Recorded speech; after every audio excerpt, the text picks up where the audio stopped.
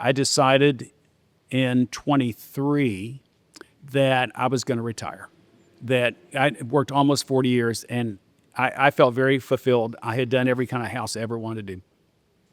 And then I had this one big job come in, and that house, when it's built and finished, will be the largest, most expensive house in Buckhead. Oh, wow.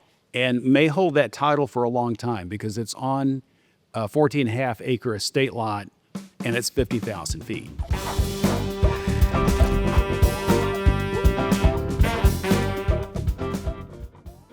Welcome back to a special episode of the podcast Building, Brews, and Barbecue. I'm Vince Longo with my co-host. Oh, I thought he was going to introduce me. Nathan.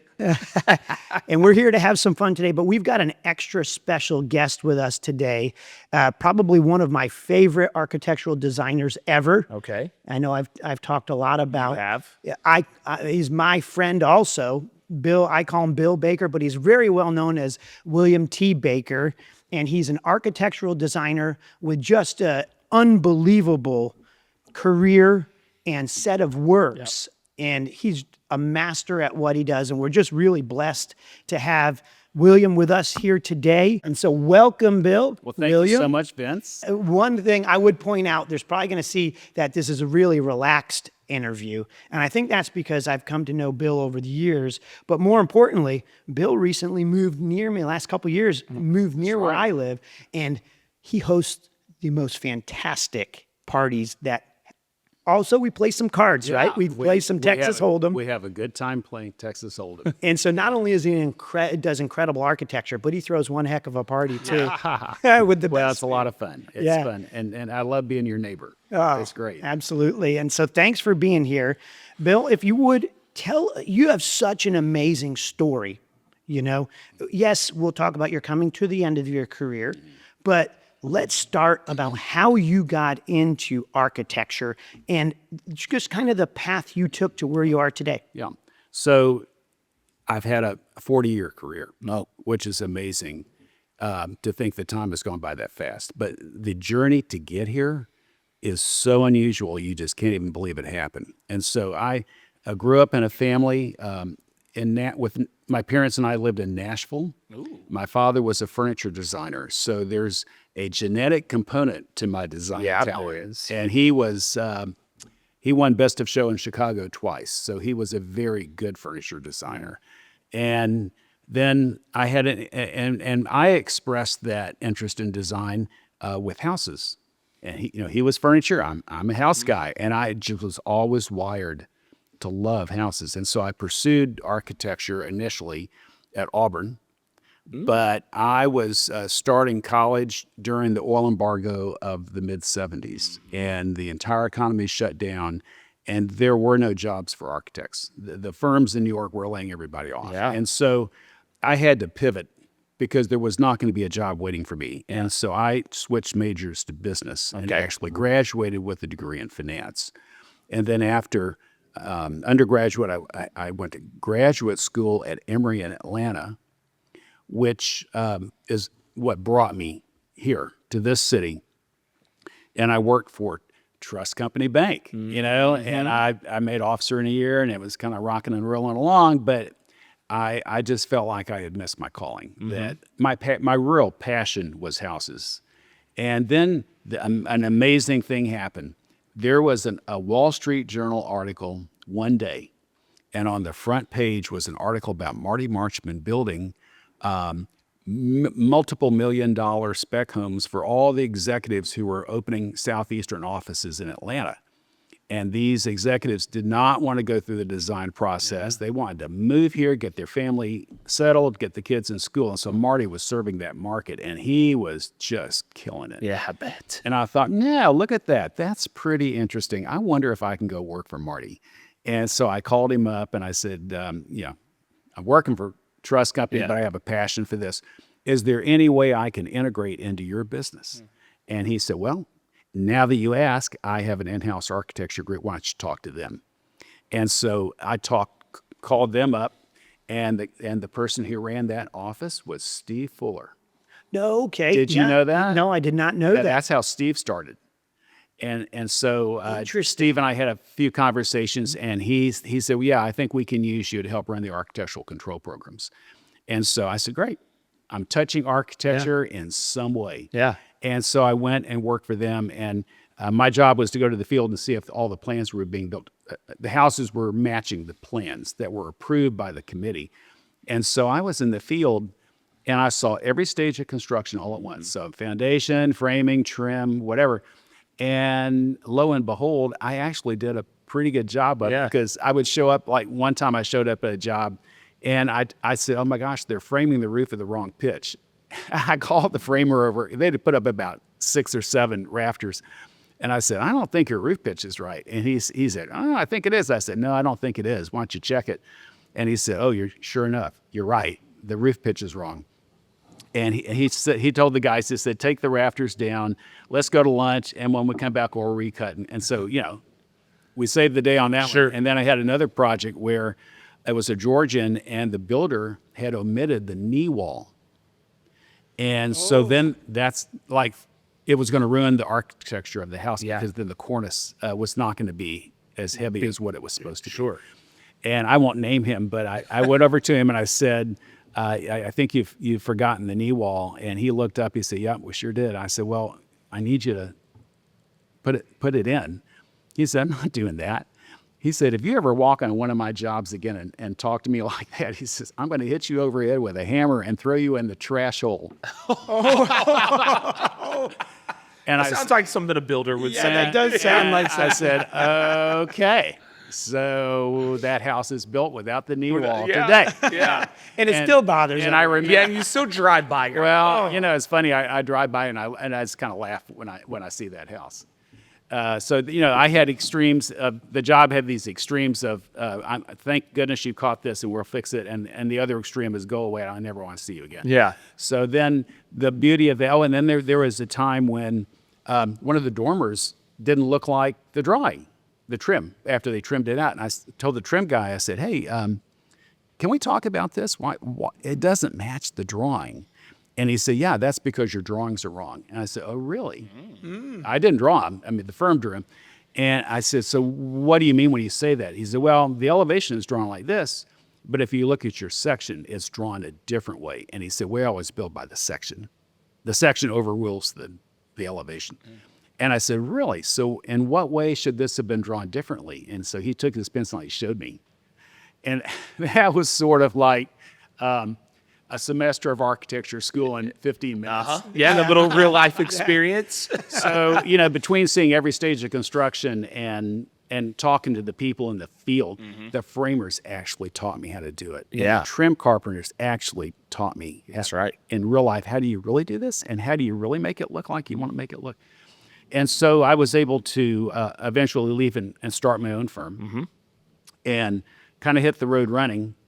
And then I was just happened to be in the right place at the right time, because the city of Atlanta was coming out of this horrible 9-year recession. And for young people watching this, there have been some really rough patches in our economy over the years. So 75 till 82, oh my gosh, 7 years of recession.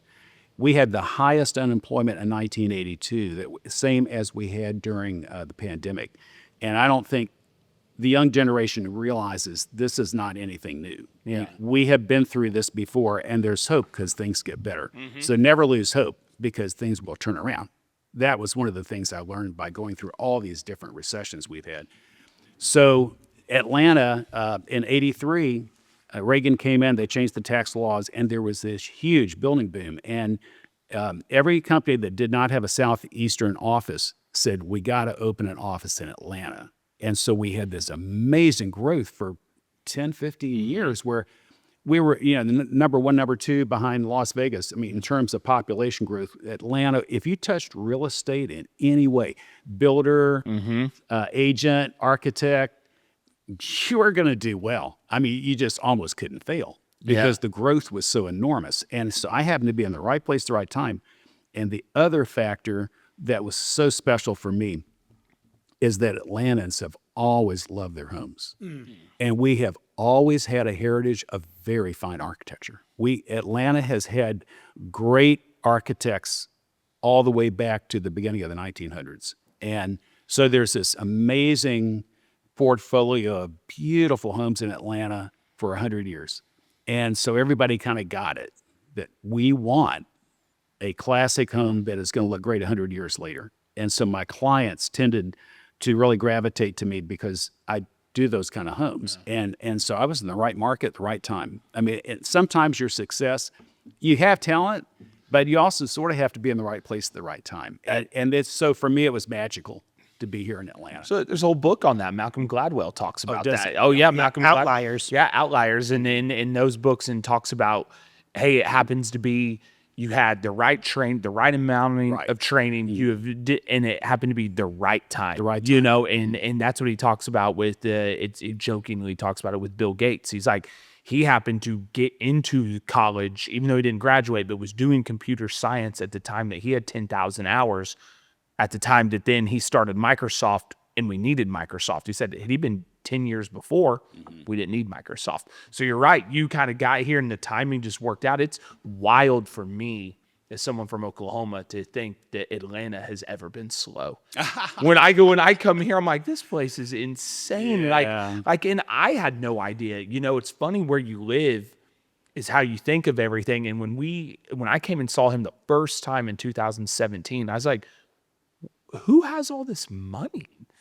Like, who are these people? And then he starts telling me, he's like, do you know how many Fortune 500 companies we have here? And I was like, no, I don't. And then you start going down the list and you're like, oh, that's crazy. So I'll tell you something interesting that plays on what you just said. What really made a huge difference in Atlanta is Coca-Cola, because the locals all bought Coke stock. And the thing that's fascinating is when the stock market crashed in 1929, Coke actually did okay. And because everybody had a nickel to buy Coke. Yeah. And so the Atlanta market did not crash like the rest of the country did. And if you look at Buckhead, a lot of our fabulous houses were built in the 30s during the Depression. Wow. So the house that we used to live in on West Wesley was Henry Grady's house. Yeah. It was built in 33. Which was a gorgeous home. Yeah. And then, Blackland Road, all those Nunley houses, all the big mansions, those were all built in the 30s. Built in the 30s while Oklahoma was in the Dust Bowl, just not even being a state, basically. And over here, you guys had a little renaissance. That's pretty cool. Yeah. So, I mean, Coke made a huge difference. And then Robert Woodruff, who was the chairman, was very philanthropic, and he made a huge difference. So there's some reasons why Atlanta did fine all the way through the 30s and 40s. Now, fast forward, which I've heard this, but maybe you could shine some light on this from the Atlanta standpoint, from interior design, not so much architecture, but it goes hand in hand sometimes. You have good architecture, you want good interior design.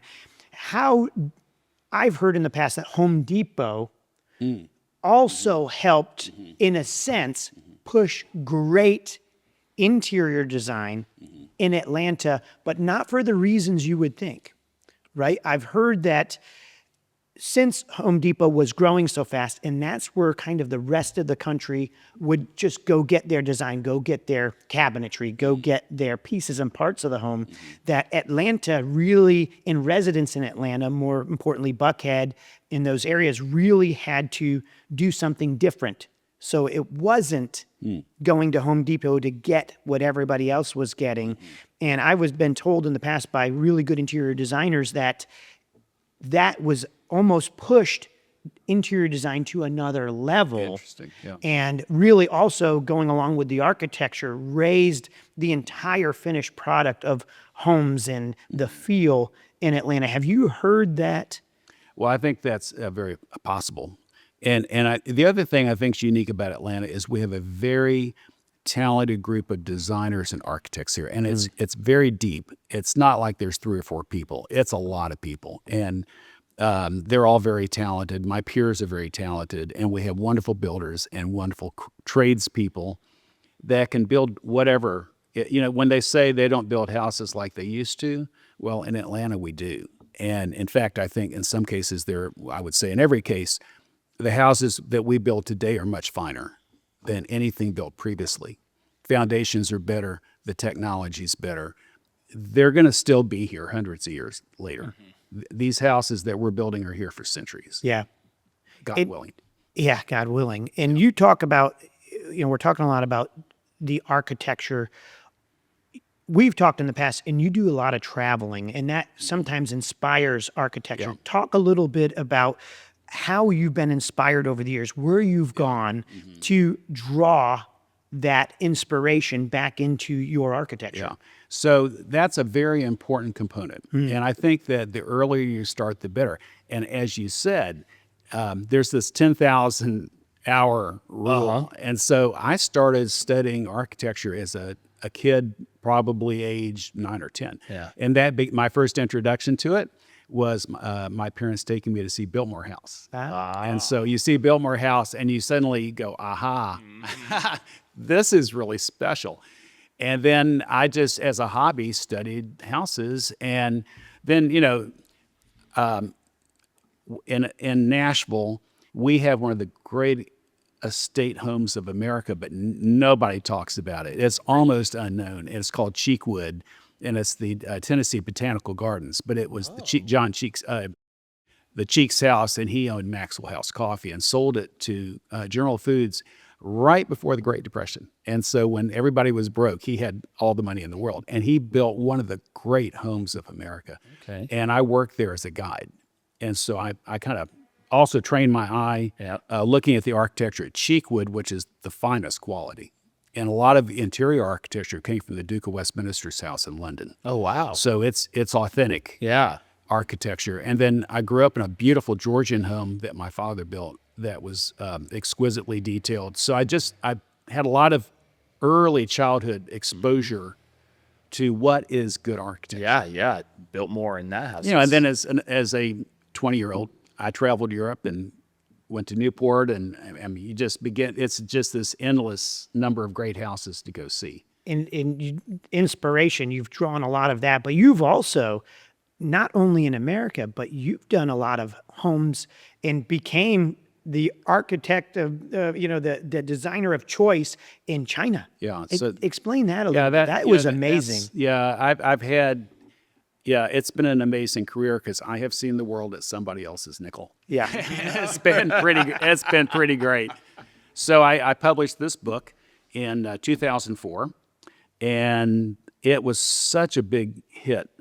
The publisher took it to the Frankfurt Book Fair, and the Asian booksellers said, "Oh my God, can you translate this into Mandarin? We will sell a lot of these books."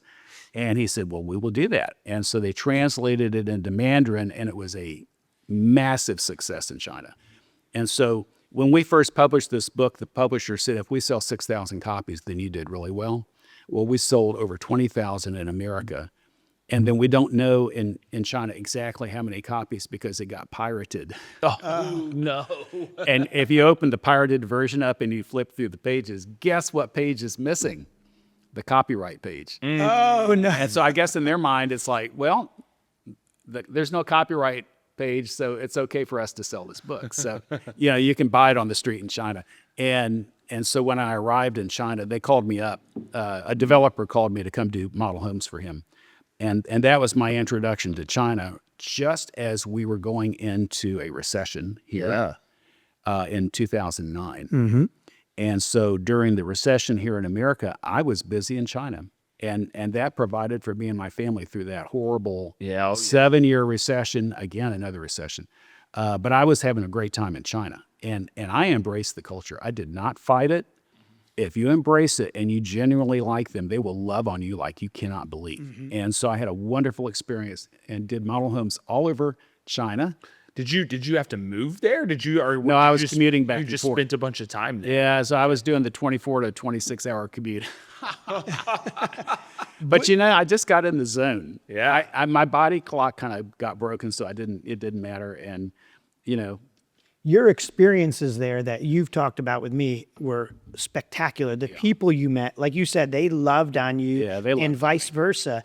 And but when you were designing there, how did you design there different than the architecture in America? How did that change? And before we jump into that, that the book that they really loved was the New Classicist book. Right. What volume or was Yeah, so this is actually the book that took me to China. Gotcha. This is my first book of that was number one? Okay. This is the first of 4 monographs, and this is, I swear, it's in every architecture office in China. Because I would go, I had a meeting with an architect in Jinan, which is out in the country, and the staff had the book in the office, and we had a book signing. They thought that was fantastic. But in answer to your question, it is completely 100% different than every aspect from here. And so it was a learning curve. It took about a year. And the other part of it is there is a feng shui element to the design, and you have to get in their head to understand exactly what are we trying to do here. Right. Because they're really points of the compass kind of driven and all sorts of things like that. So after about a year, I totally got it. I told my wife that it was just, I was starting to think like them. Yeah, that's what I was wondering. You came back, you started rearranging furniture. Yeah, well, no, but it's just that I totally got it. What seemed a little crazy at first, after about a year, I said, oh, I totally get it. I understand what we're trying to do here. And so then I wound up, and also the construction is totally different because it's all masonry, including the roof's structure. Oh, wow. There's no wood framing. Well, why is that? They're afraid of fire. Oh, okay. So everything is non-combustible. So maybe a lesson for Pacific Palisades. I don't know, but there is no way their houses will ever burn down. And the mechanical systems are 100%. I mean, everything was different. Yeah. But I learned. I'm a fast learner, and I studied it, and I picked it up, and I had a great success there. And we did some wonderful work.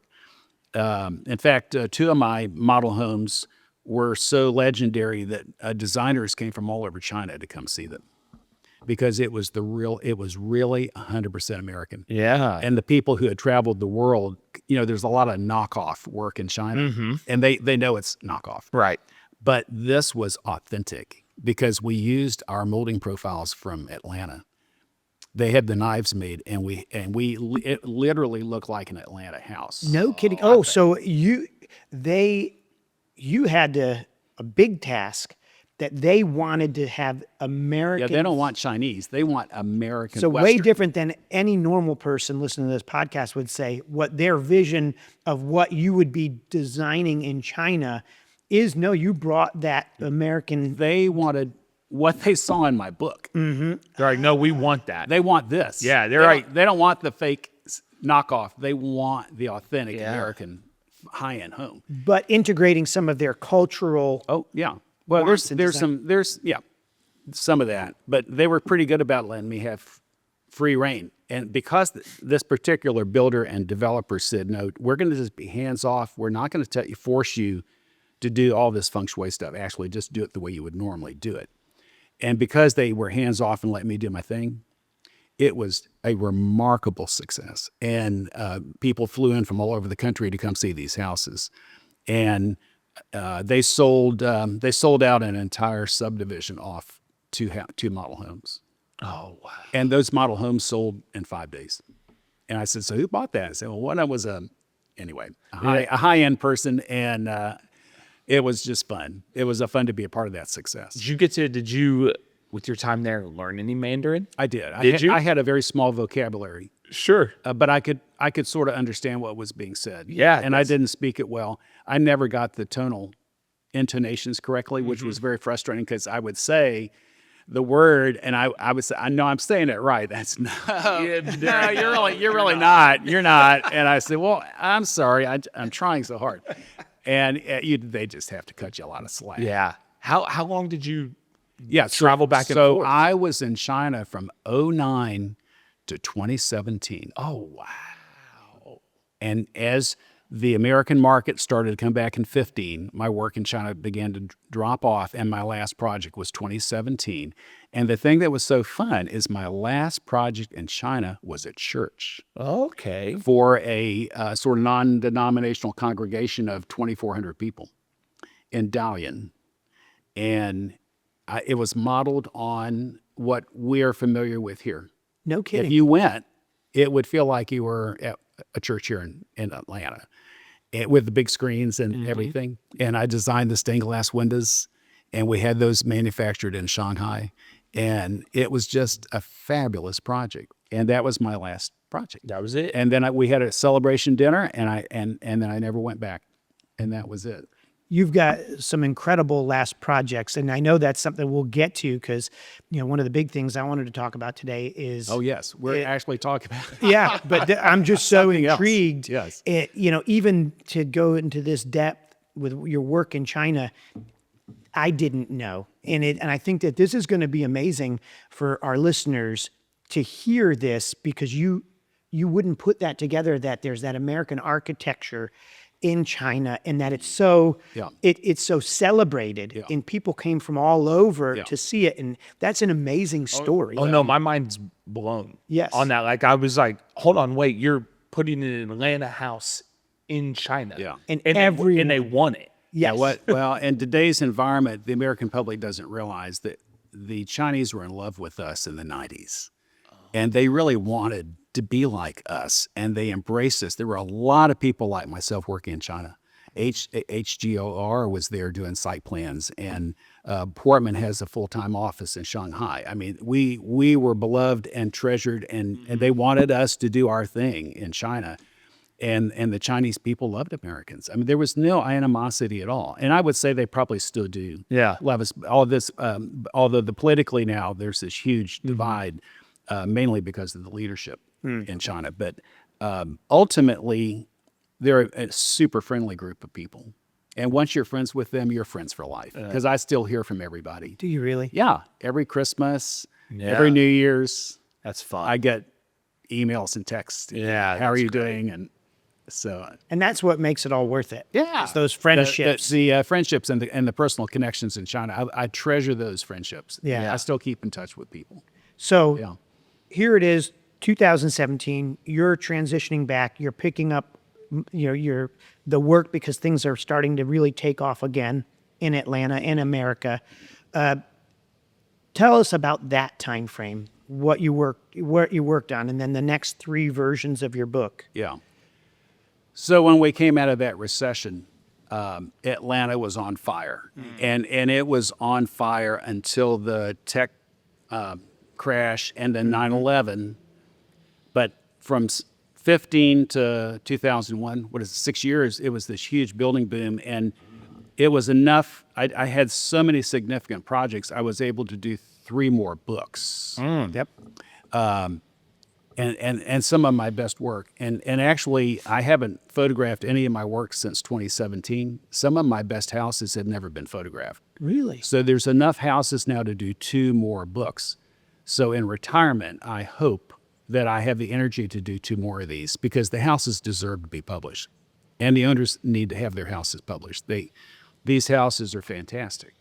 So anyway, there was this huge building boom. And then we had, 9/11, the phone didn't ring for 9 months. I mean, it was... Oh, really? Yeah, no, it was horrible. And so for the young people watching, there's a lot of ups and downs. You'll get over it. Yeah. You'll get over it. It's going to be okay. You just have to weather through the storm. But, and then after we came out of that, we had another boom until the crash of 08, which actually kind of started in the middle of 07. Yeah. It actually started then. So anyway, we had an enormous, wonderful run of houses. And then the big surprise was that we had this pandemic in, 19, 20, 21? I don't remember. It started in, It started in 20, March of 20. 20 and 21. And I told my wife, I said, well, we're going to have another recession. Yep. So just get ready to be careful what we spend. And it was the opposite. And you would never guess in a million years. Yeah. I had my 2 biggest years ever during the pandemic. And it was like unbelievably unexpected. And some spectacular projects. Yeah. Like I'm saying, some of my best work has not been published. And then I decided in 23 that I was going to retire. That I worked almost 40 years, and I felt very fulfilled. I had done every kind of house I ever wanted to do. And then I had this one big job come in, and that house, when it's built and finished, will be the largest most expensive house in Buckhead, Oh, wow. and may hold that title for a long time because it's on a 14.5 acre estate lot, and it's 50,000 feet. And unless you have 14.5 acres, you're not going to be able to top that house. And there aren't many of those parcels out there. So I think it's entirely possible that this house might hold that title for quite a few years. What's really intriguing is, and I want to take us back a step, because to me, that is just another amazing story. Call it God, call it, how you have these starts and then these unbelievable finishes, like in China, how you were there, and the start to where you finished with a church. Now, this to me is just another, and I would call it the big final ending to a spectacular career. Yeah. But before I want to dive into that just a little bit more, but let's take it back, because that's just not someone out of the blue calling you to do a house. This has the land and what is there currently Yeah. is you also did, Yeah. and was also a magnificent home. There is and we'll show you in the video here of the podcast, that is a magnificent home that's there. Take us through what is there, what you drew, when you drew it for the homeowner that's currently there. Yeah. So I was commissioned by a couple to design a very special house for them because they were going to be newlyweds and they wanted to start life off together with a great house. And the owner had assembled a 14.5 acre estate lot in the best part of Buckhead, close in. And they, together, we designed a really magnificent brick Georgian with a rotunda dome centerpiece. And then we enhanced it with hand-carved limestone. And it was some of my best work in terms of the limestone work. And we were really lucky that we had access to the carvers and the fabricators who could do that. Right. And the fabricator was Christie Cut Stone in Memphis. Okay. And they had the carvers who could do that. And so the resulting house was, I think when it was finished, was my biggest house at the time in my career, and was very special. And then eventually the owner died and it passed out of the family, and another family bought the property. And to my great surprise, they decided they're going to tear it down. And this is not we're not talking a small house. How large is, I think it's 14,000 feet. so A tear down. Matt, It's a 14,000 14,000 square foot tear down that's only about, 20 years old? Yeah. Which is kind of shocking. because that was done in I don't remember what year it was, but early 2000s. it was in early maybe 2000, late- maybe yeah. year 2000, 2001, maybe. Beautiful pool house, spectacular gardens. Yeah. I mean, but I was shocked when Bill told me the story. He's like, "Oh, well, this is going to get torn down." I know. It's just amazing. Well, the thing that is so incredible is that we were able to salvage some of the best limestone work on the house, which is now installed on another one of my houses. That's awesome. In Buckhead. In Buckhead on Valley Road. And so the very finest stonework I've ever done did not get thrown away. It actually got repurposed. Yeah, that's great. Which is what you would hope would happen. So thanks to the owner for allowing us to do that, because I appreciate being able to reuse that limestone work. Yeah. And And preserve it. not only on the outside, but there were so many features that you designed originally in terms of millwork detailing, specialty millwork that you detailed out inside the home that was also saved. There was a lot of things saved inside the home. So that home, which was a masterpiece, is now living out. In other homes. In other homes. Yeah. So the mahogany library, which was magnificent, has been uninstalled and reinstalled in another house. The interior doors were all custom. They had egg and dart moldings in the panels. Those are being saved and repurposed in the new house. And then, people came and purchased the chandeliers and the silk wallpaper in the dining room. A decorator came and took that, and the marble mantles. Oh, okay. The antique marble mantles were all salvaged. Yeah.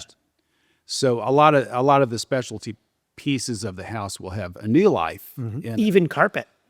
Yes. Yeah. Man, a full mahogany library. Yeah, it was office pretty sounds special. Pretty awesome. Yeah, it was pretty awesome. Yeah. Now, talk a little bit about, our listener will say, who tears down a 15,000 square foot? What is going in its place? How do you design the new house? One, talk about size, talk about what's special in that and how that relates to your career kind of Yeah. coming to the end with that one. Well, I think, and I would tell the owner this, that it's great that he hired me now after almost 40 years of doing this, because I'm a much better designer today than I was 10 years ago, 15, 20 years ago. You just learn. You learn, and you've been through so many different floor plan types and clients that you just a much more savvy, experienced designer. And so he came to me, and he had a house and a plan that he liked, but I said to him, yeah, I get it. I see what you want. What he wanted was really, I would almost describe it as a 21st century Gilded Age mansion in the French style, limestone house with a slate roof, which, of course, I do a lot of that. I was going to say, I'm looking at that. Yeah, I mean, he saw some of the work that we've done where we've done that before. It's not my first rodeo. And so I said, well, I think I can bid her on the floor plan. And we actually spent a couple of months where I had to kind of walk him through how I can show you how to do this better. And so we came up with, I think, a very livable floor plan. You think that house is so big, how could it be comfortable? But honestly, once we're framed, I take you through it, it's going to feel fine. Yeah. And it's just the rooms are a little larger than normal. All right.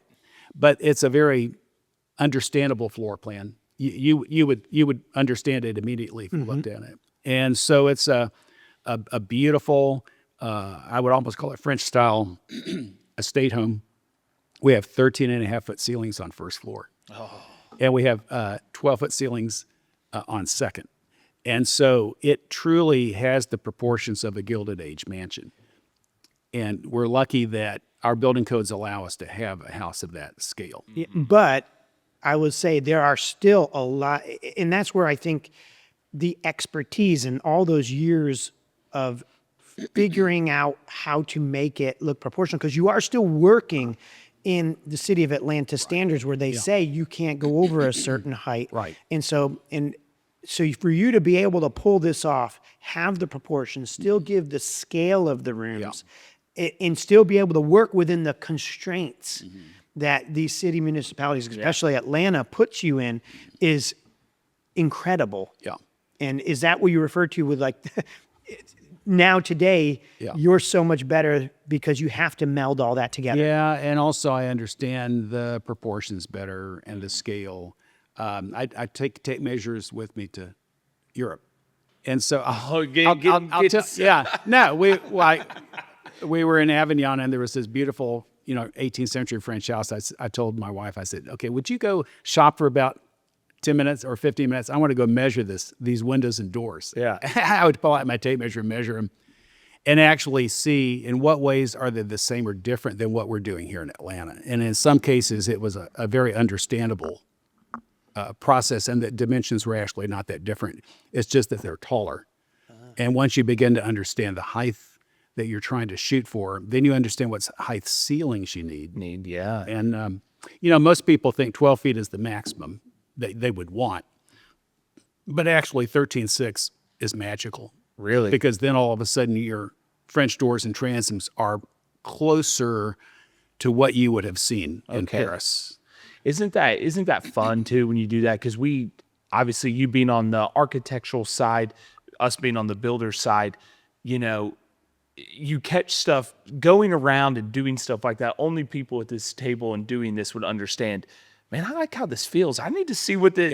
Why is this? And it's. We did the same thing. We have a development we're doing that's going to be eerily similar to like Serenbe and Trilith around here, the T&Ds, right? And we're bringing that to Oklahoma. So we went and traveled around. Oh, did you really? We went and traveled around with our engineer, and we found places that we liked the feel of them. We're like, all right, we like the feel. Okay, how wide's this sidewalk? Okay, how wide is this? And he's writing his notes down of, okay, we like like the sidewalks at 4 feet. When they were 5 feet, they were too wide. When they were 3 feet, they were too skinny. And it's so much fun. What's appealing to you, you're like, okay, now let's measure this and see why I like this. Now, your neighborhood that you're doing in Oklahoma, that's going to be called Liberty Park. Liberty Park. What's the inspiration in the architecture there? Is it American? It's American eclectic is what we're calling it, which is why we called it Liberty Park. And then we named all the streets off of our founding fathers, right? So it's kind of this, and we want to take we're calling it American eclectic, and then we're doing blocks. We're going to do blocks. And so, okay, if it's colonial or if it's French, we're going to do them in the blocks, all as one kind of style, if you will. And so we're really, really excited about this, and have put years of research into like, okay, how's this going to feel? Well, I bet it's going to be a big success. We hope, but we're just getting ready. Let's see, here in a couple of months, phase 1, the dozer will be on site and phase 1 will be happening. So we're excited about that. But I just loved you talking about, hey, I'm coming over here and I feel it, so I want to measure it, and that's it. Because so much of life definitely today is feeling. What does it feel? What does it feel like? What's it make you feel like? And then figuring out why. So it's starting to feel like this podcast may be more of a trying to pull Bill back in. Yeah, Bill's never thought about Oklahoma City. Next thing you know, he's going to be drawing an entire subdivision. He's like, I was trying to get out and they're pulling me back in. Yeah. No. So, Bill, I wanted to ask you, as you're coming to the end, you had mentioned something earlier that I think I also didn't know, because we talked before the podcast about how most professions, when they have their retirement, they leave and that's it. It's different for you. Explain to our listeners how you're in the career of architecture, that it's not like you turn the lights off. Yeah. This has been a process. Well, most of my peers never retire. Yeah. And I knew that, but I wasn't conscious of why is that the case, because a lot of them work into their 80s and some cases 90s. And I really didn't want to do that because I have other things I want to do with my years that I have left, and I like to travel a lot. And so I took on my last commission in 23, but I've got about 3.5 years of construction management ahead of me. So I'm not really done. Right. I still have a lot of requests for information to answer and job site visits ahead of me. And so I think if you're not disciplined to say, I'm not taking on any more work, then you will, as an architect, you will never stop because it just keeps going on. And then there's always the next phone call where somebody calls and says, we want you to design our home and it's going to be spectacular. And it takes a lot of discipline to say no. And I've done that. I've turned away some really, really special projects because otherwise I just will never be done. Yeah, you never be done. I know.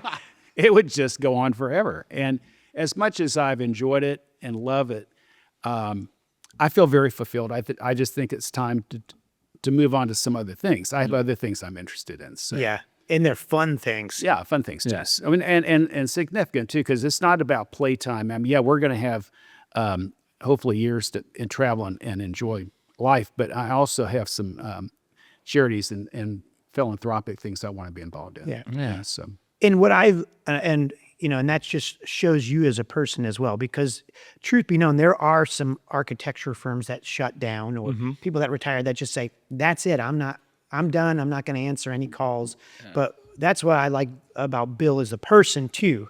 Not only are you a spectacular architect, but you are a great person. Well, thank you. And that's, so you could shut it down, but you are there. You want to see these get done. I can't do that to my clients. Yeah. That just would be terrible. I have to be there for them until they move in. And so on every project, I'm on call or actively with them all the way through the process. And for the builders too. It's not fair to the builders.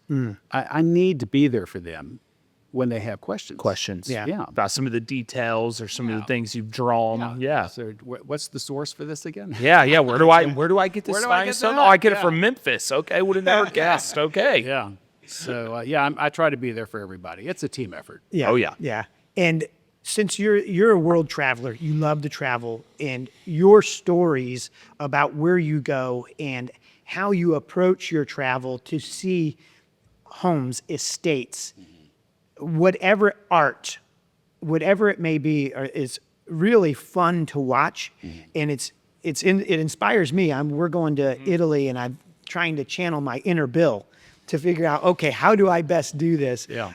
I know you would never be a a guide from that standpoint because you like to have fun and that. But where can people follow you? Can they follow you? Well, and will you post? Yeah, continue to I post? have posted on Facebook extensively our trips, but it was so much work. We spent 5 weeks in England last year. I didn't post. I was tired. You say, I'm tired. I'm It's going to just- enjoy this. Yeah, I just want to enjoy it and not have to worry about it. But the layer that makes traveling and looking at architecture interesting is not so much just the architecture, but really the story of the people who built the buildings. And that's where I really kind of dive in deep and try to find out, who was the person that commissioned this.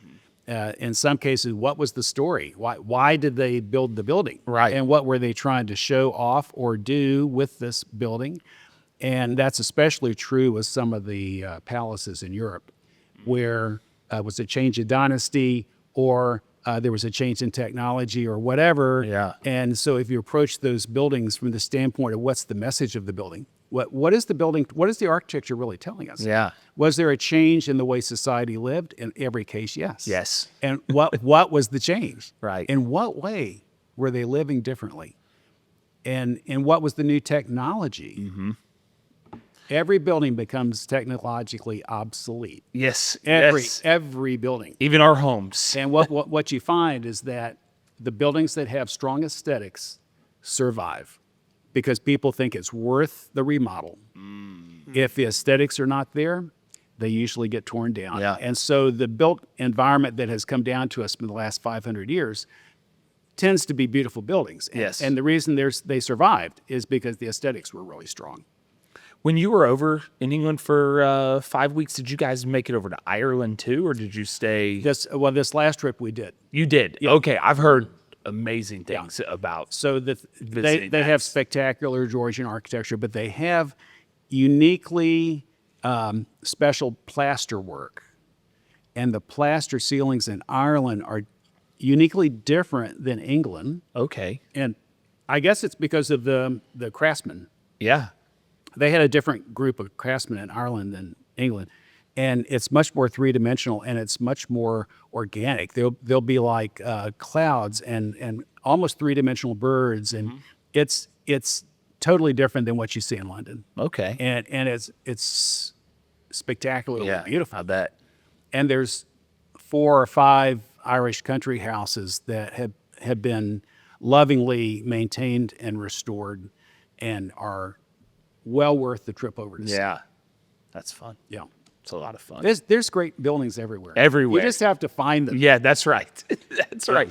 It's funny because it did tie back how we ended up is we called it American Eclectic. How we ended up it's so much fun. I hate that I'm meeting you when you're calling it quits because that's literally it comes from the European side. That's what we've said. Hey, we want to build a neighborhood that has a style that's why we love about some of the European homes. Hey, they're 500 years old and we all still look at their pictures and we're like, this is amazing. Yeah. And that was kind of what we wanted to do because, we have fads that come through America and we all know what they are. And you can pinpoint some of those neighborhoods where you're like, I know exactly when this And in house was 20 built. years, yeah. Yeah, I know exactly when this was built. I know because I know what they were doing. And we were in our T&D that we're doing, we didn't want that. We're like, no, we wanted to age in place. Yeah. Basically, hey, this. And so we are pulling a ton of that architecture from Europe and early America trying to get that. And you're exactly right. We want the aesthetics to feel a certain type of way to where you're like, wow, that's awesome. Yeah. And there are ways to achieve that. If you look at my body of work from the last 35, 40 years, I'm really proud to say that I could show you a house we did back in the 80s that you wouldn't know what year it was built. Right. I mean, High Grove is that way. That project was back in the 80s, and it's going to be a landmark listed property in another 25 or 30 years because it's so special. Yeah, that's and, great. and is aging beautifully. And I'm really proud of when you can pull that off. It's pretty special. Yes. Yes. So good luck on that. I hope. We're I gonna hope give it. that We're you gonna can give it. I hope you can do that. That'll be great for It's gonna be great. for your city because it'll raise the bar. That's what we're doing, and it's not just the houses; it's the development as well, right? All the sidewalks, everything that we're doing, we're really trying to make it to where it feels like people have an experience when they're walking, right? They're walking in, and that is kind of our hope. We want some of these back alleys to be done in a way that people will feel like, are we in Europe? Yeah. Are we in Europe? What is this exactly? That's what we're shooting for. Well, that's fun. It's gonna be a good I time. think you'll achieve it if you're taking this much time and study. Then you'll pull it off. Yeah. And it'll raise the bar for the whole city. That's and right. then once it's built and everybody sees it, they're going to go, oh yeah.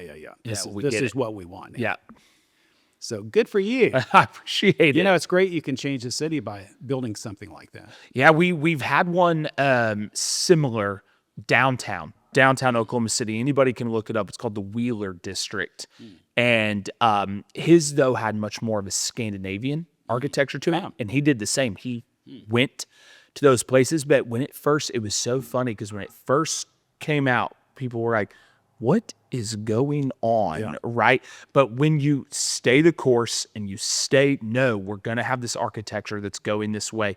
Now, as all the houses are filling in, it's renowned. People come again all over the country to visit it.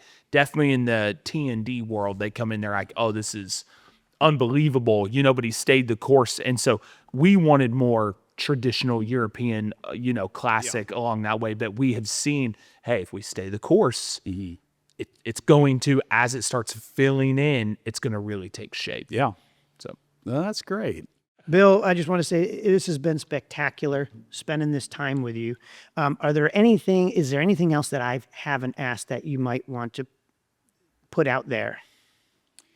Well, I would just say to the younger people watching this that if you have a natural talent for something, I think you should definitely pursue it. And if you have roadblocks in your way, then you just have to figure out how to get around it. And if you're in a recession or maybe you're not in the right city, then be thoughtful about it and try to make the decisions that'll give you the opportunity for success.